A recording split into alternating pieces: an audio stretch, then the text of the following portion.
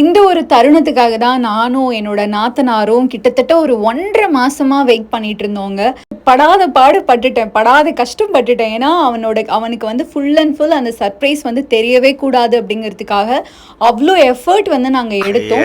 கரெக்ட்டா அவனோட பர்த்டே அன்னைக்கு நைட்டு வந்து ஒரு கேக் கட்டிங் மட்டும் நான் பிளான் பண்ணேன். ஏன்னா, எதுவுமே பண்ணலன்னா, ஏதோ ஒண்ணு வந்து எதுவுமே இல்ல அப்படின்னு சொல்லி அவன் மனசுல எதுவும் நெனச்சிடக்கூடாது. ப்ளஸ் வந்து அவன் வந்து என்னடா அது ஏதோ ஒரு பெருசா ஒண்ணு பண்ண போறாங்களோ அப்படின்ற ஒரு எக்ஸ்பெக்டேஷன் அவன் வச்சிடக்கூடாது அப்படிங்கிறதுக்காகவே நைட்டு வந்து ஒரு சிம்பிளா அதுவும் அவனுக்கு பிடிச்ச சாக்லேட் ட்ரஃபிள் கேக் வந்து ஆர்டர் பண்ணி அதை வந்து நாங்கள் கட் பண்ணோங்க. என் ஹஸ்பண்டுக்கு இன்னைக்கு பர்த்டே. ஸோ நாங்கள் எல்லாருமே ஒரு இடத்துக்கு போகிறோம். எங்கே போகிறோன்னு வாங்க பார்க்கலாம்.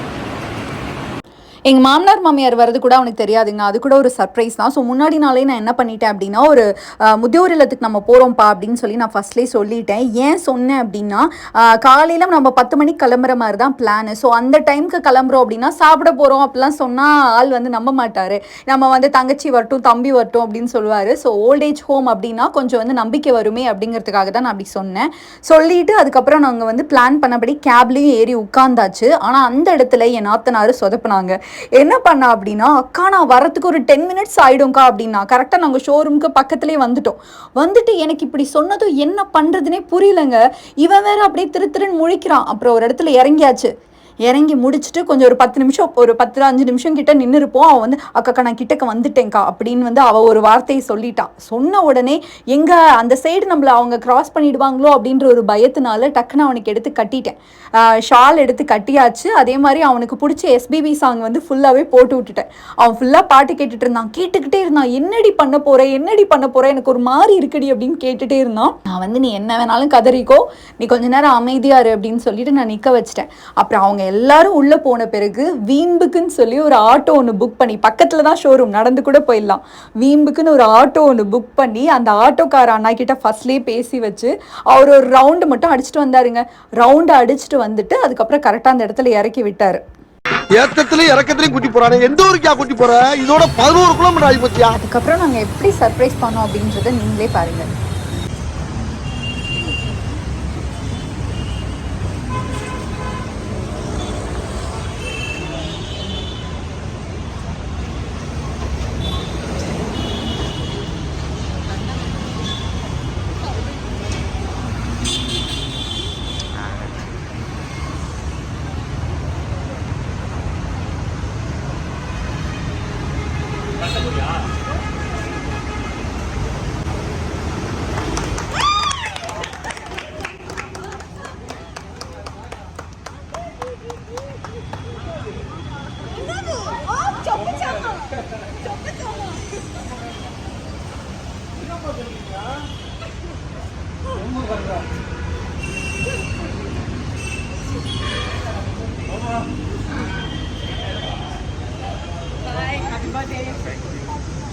எல்லாம் பெரிய சம்பவமா இருக்கு.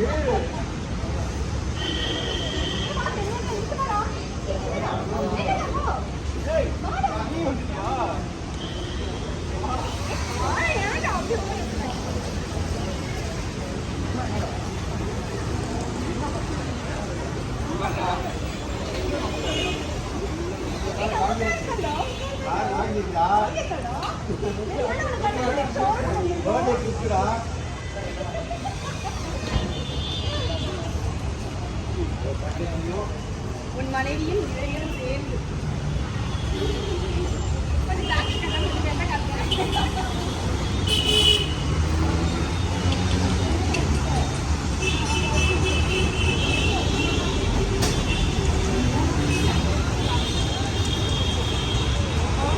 நின்று போட்டோ எடுக்க சொல்கிறேன்.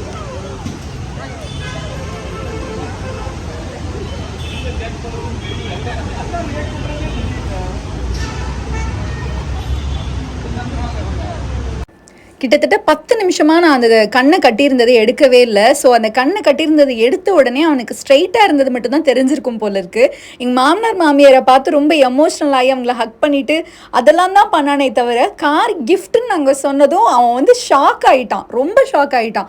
என்னது எனக்கா அப்படின்ற மாதிரி ரொம்ப ஷாக் ஆகிட்டான். அதுக்கப்புறம் ஒவ்வொன்றுத்தையாக சொல்லி நாங்கள் புரிய வச்ச பிறகு எங்கள் மாமனார் சொல்கிறாரு, டேய் உன் காருடா, நம்ம காருடா அப்படின்னு சொல்கிறாரு. அவனுக்கு என்னப்பா சொல்கிறீங்க அந்த மாதிரி ரியாக்ட் பண்ண ஆரம்பிச்சிட்டான்.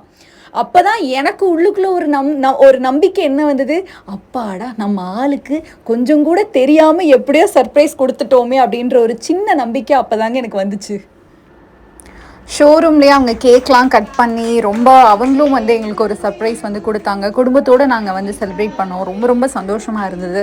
இந்த ஜேர்னியே வந்து எப்படின்னா உயிரை கையில் பிடிச்சிட்டு இருப்பாங்கன்னு சொல்லுவாங்க இல்லைங்க, அந்த மாதிரி தாங்க. ஏன்னா இப்போ என் நாத்தனார் கூட அவள் தூரமாக இருந்தா, நான் வந்து இவங்க கூடயே இருக்கேன். அப்படிங்கும்போது நான் தான் வந்து அந்த சீக்ரெட்டை ரொம்ப வந்து சீக்ரெட்டாக காப்பாற்றணும். ப்ளஸ் என்ன சொல்கிறது, ஒரே ஆஃபீஸ் வேறு 2 பேரும், அதை விட அது ரிஸ்க்கு. ஸோ நாங்கள் வந்து என்னென்ன பண்ணேன் அப்படின்னா, அந்த பேங்க் விஷயத்துலேருந்து எல்லாத்துக்குமே நான் பார்த்து ஒவ்வொருத்தவங்கள்ட்டையும் சொல்லி, இந்த மாதிரி அவங்களுக்கு தெரியாது, அதனால நீங்கள் வந்து இந்த டைமுக்கு வாங்க அந்த மாதிரி டைமிங் சொல்லி ஒவ்வொன்றும் நான் பண்ணேன். ஒரு நாள்லாம் பார்த்தீங்கன்னா பேங்க் விஷயமா ஒரு டாக்குமெண்ட் வந்து எனக்கு வர்றதுக்கு லேட் ஆச்சு. அதுக்காக நைட்டில் ரிஸ்க் எடுத்து, அதுவும் அவங்க ஜிம்முக்கு டெய்லி போவாங்க. ஸோ அவங்க ஜிம்முக்கு போயிருக்கிற அந்த டைமில் வந்து நான் ரிஸ்க் எடுத்து இங்கேருந்து ஒரு கொஞ்ச நேரம், ஒரு 10 நிமிஷமும் 1/4 மணி நேரம் இருக்கும் எங்கள் வீட்டிலேருந்து, அங்கேருந்து ஓடி போய் திருப்பி வந்து ரிட்டனுக்கு எனக்கு ரேப்பிடோ புக் பண்ண முடியல, மழை வேற பெய்ய ஆரம்பிச்சிருச்சு.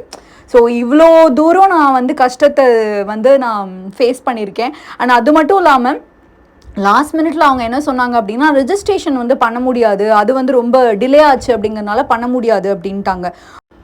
அதுக்கப்புறம் மேனேஜர் கிட்ட பேசி எப்படியோ அந்த ரெஜிஸ்ட்ரேஷன் ப்ராசஸையும் முடிச்சிட்டோம். இது எப்படினாங்க ஒரு காமெடியாக ஆரம்பித்த விஷயம்.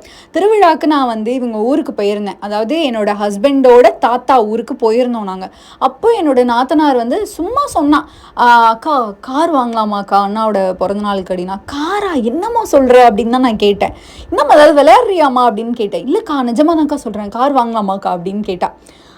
எனக்கு ரொம்ப ஷாக்கிங்காக இருந்தது. அவள் ஃபஸ்ட்டு சொன்னது செகண்ட்ஸ் போகலாங்க்கா அப்படின்னா ஃபஸ்ட்டு சொன்னான். ஆனால் என்னோடய ஹஸ்பண்ட் வந்து ஆல்ரெடி சொல்லியிருக்காங்க, போனால் நம்ம வந்து புதுசு வாங்கணுமா அப்படின்ற மாதிரி ஃபஸ்ட்லேயே ஒரு தடவை சொல்லியிருக்காங்க. அதனால நான் வந்து பேசி அப்புறம் எல்லாருமே டிஸ்கஸ் பண்ணி இது ஓகே அப்படின்ற மாதிரி முடிவு பண்ண பிறகு தான் அதுக்கப்புறம் நாங்கள் வந்து அதை வந்து எக்ஸிக்யூட்டே பண்ணோம்.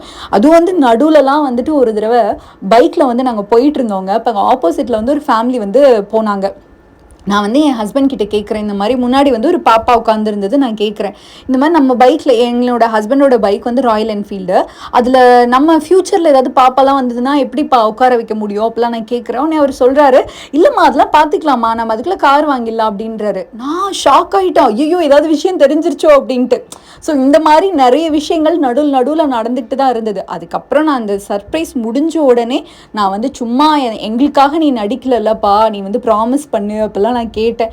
சத்தியமாக எனக்கு தெரியாதுமா அப்படின்னு சொல்லிட்டு அவ்வளோ அவன் அந்த அதிர்ச்சியிலேருந்து கடைசி வரைக்கும் என்ன சொல்கிறது வெளியிலே வரலைங்க. எனக்கு சத்தியமாக தெரியாதுன்னு என் மேலேயே அடித்து ப்ராமிஸ் பண்ணிட்டான். எனக்கு அப்போ தான் எனக்கும் சரி என் நாத்தனாருக்கும் சரி ஒரு பெரிய மூச்சே வந்தது. ஷோரூமில் எல்லா ப்ராசஸும் முடிச்சுட்டு நாங்கள் அடுத்ததாக வந்து பாடிகார்ட் முனீஸ்வரன் கோயிலுக்கு தான் போனோம். அங்கே போயிட்டு அந்த பூஜைகள் எல்லாத்தையுமே நாங்கள் வந்து ப்ராப்பராக முடிச்சிட்டோம்.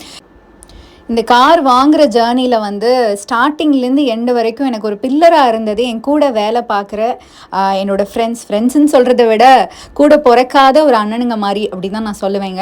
இலானேனா அண்ட் வினோத் 2 பேரும் தான் எனக்கு ஸ்டார்டிங்லேருந்து என் கூடவே இருந்திருக்கிறாங்க எல்லா விஷயத்துலையுமே. அதுலேயும் வினோத் வந்துட்டு அந்த கோயிலுக்கு வந்து ப்ராப்பராக நின்று என்னென்ன பண்ணணும் எல்லாமே சொன்னாங்க, கூடவே இருந்தாங்க. அந்த பூஜையுமே நாங்கள் சிறப்பாக பண்ணுறதுக்கு அவங்க ரொம்பவே ஹெல்ப் பண்ணாங்க. அண்ட் வந்து இன்னொரு முக்கியமான விஷயம் என்னென்னா, என்னோடய ஹஸ்பண்டுக்கு வந்து இந்த கடவுள் நம்பிக்கை அதெல்லாம் எதுவும் இல்லை அப்படின்னாலும் நான் வந்து கேட்டுக்கிட்டதுனால என்னோட ஃபேமிலி வந்து சொன்னதுனால அவங்க எனக்காக வந்தாங்க. எனக்கு அது வந்து ரொம்ப ரொம்ப சந்தோஷமாக இருந்தது இந்த டைமில். ஒரு மிடில் கிளாஸ் ஃபேமிலியில் இருக்கிற எல்லாருக்குமே வீடு காருங்கிறது ஒரு பெரிய கனவு. அதில் நாங்கள் எங்களோட ஒரு படியை தாங்க நாங்கள் எடுத்து வச்சுருக்கிறோம். காரு அப்படின்னு நாங்கள் யோசிக்கும் போது அகலக்கால் வச்சுட்டோமோ அப்படின்னு சம்டைம்ஸ் நான் நினைப்பேன். பரவாயில்ல, எது இருந்தாலும் பார்த்துக்கலாம் அப்படின்ற ஒரு நினப்பில் தான் நாங்கள் இந்த தொடங்கணும். அண்ட் என் ஹஸ்பண்ட் எப்போவுமே சொல்லுவாங்க, ஒருவேளை இந்த விஷயத்தை நான் சொல்லியிருந்தா கூட அவங்க கண்டிப்பாக ஒத்துருந்துக்க மாட்டாங்க. ஏன்னா பட்ஜெட் போட்டு நடத்தணும், குடும்பத்தை நடத்தணுன்ற ஒரு தாட் அவங்களுக்கு எப்போவுமே இருக்கும். பட் பார்த்துக்கலாம் அப்படின்னு சொல்லி நாங்கள் இறங்கிட்டோம். அதை சக்ஸஸ்ஃபுல்லாக முடிச்சும் காமிச்சிட்டோம். இந்த வீடியோ பார்த்துட்டு இருக்க நீங்களும் எங்களை வாழ்த்துங்க.